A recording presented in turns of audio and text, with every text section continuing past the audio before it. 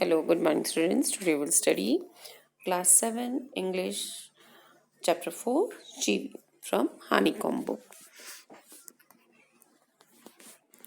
This is the poem which is written by Michael Rosen.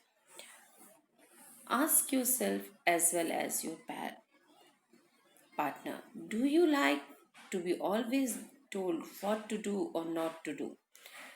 Do grown-ups do this in your experiences? Before learning the poem, we will understand the meaning of chibi.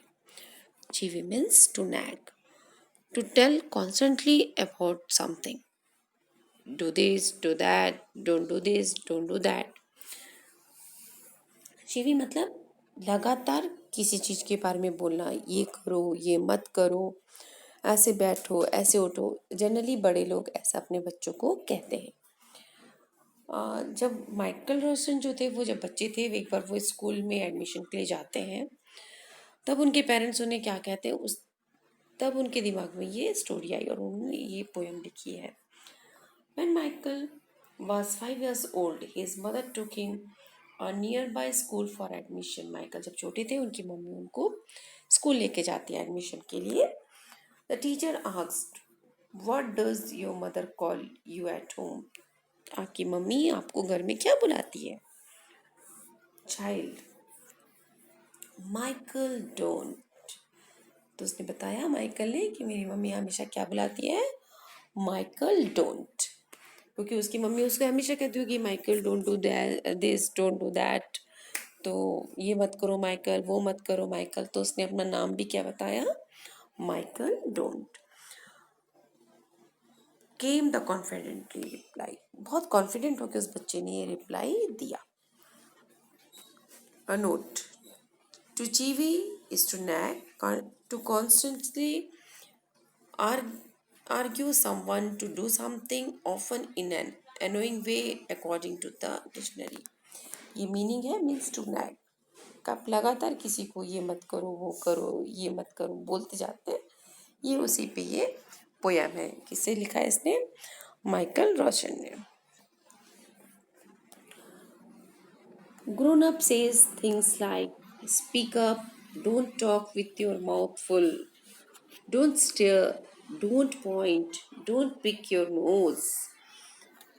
अब देखिए, in this stanza, poet want to say, it is the habit of the grown-ups. Grown-ups means parents या adult. They keep instructing the child to speak up even when the child does not want to make the reply. They further advise him not to talk loudly and that he should not stare at anything. Further, he is told not to point finger at anybody and also never dig his finger in his nose. हमेशा parents जो grown ups होते हैं, यहाँ पर adults के लिए बोला जा रहा है कि वो हमेशा कहते हैं स्पीक अप. जब बच्चा नहीं बोलना चाह रहा है तभी वो उससे कहते हैं स्पीक अप, बोलो. Don't talk with your mouth full, जोर जोर से मत बोलो. डोंट स्टेयर, किसी को घूरो मत. जब बच्चा लगातार किसी को देखते रहता है तो पेरेंट्स कहते हैं डोंट स्टेयर, किसी को लगातार. स्टेयर मीन्स लुक लॉन्ग, घूरना. लगातार जब हम किसी को देखते हैं उससे स्टेयर कहते हैं. डोंट पॉइंट, जब हम किसी को देखते हैं पॉइंट करके उंगली दिखाकर हम किसी को कुछ बोलते हैं तो पेरेंट्स कहते हैं कि नहीं, डोंट पॉइंट. ओके, पॉइंट किसी को इशारा मत करो. डोंट पिक योर नोज, अपनी नाक में उंगली भी मत डालो. ये कौन कहता है बार बार? हमारे पेरेंट्स. सिट अप, से please, less noise, shut the door behind you, don't drag your feet, haven't you got a hanky? Take your hands out of your pockets. क्या कहते हैं parents? Sit up means sit straight, less means कम, reduce. Drag means घसीटना. Drag means क्या होता है? घसीटना.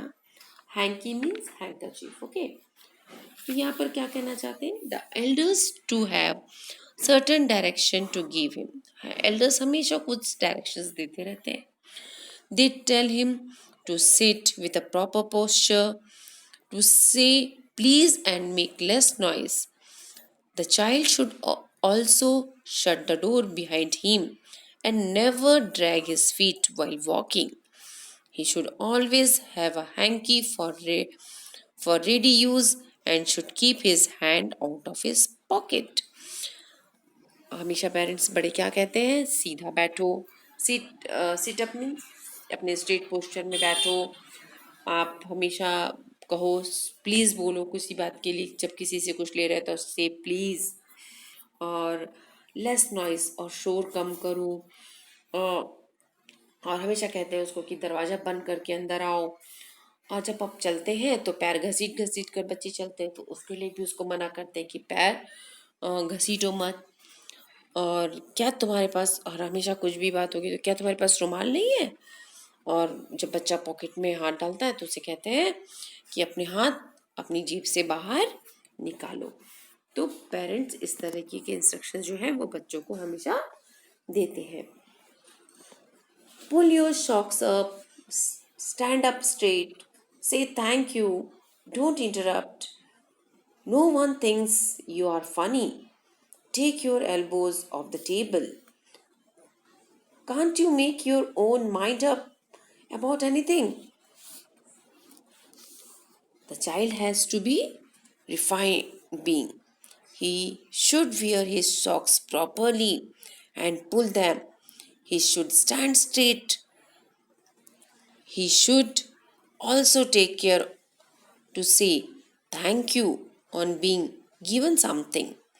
He should never interrupt during the conversation. He should not behave in a funny manner to draw attention.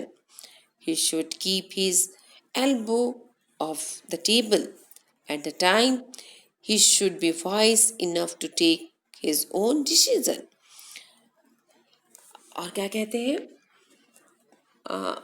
Parents हमेशा कहेंगे कि socks नीचे हो जाएगी तो पुल योर सॉक्स अप, अपने सॉक्स को जुराब बोलते हैं जिसको हिंदी में, अपने सॉक्स को ऊपर करो, सीधे खड़े रहो, थैंक यू बोलो। जब आपको कोई कुछ देता है तो यू बस से थैंक यू।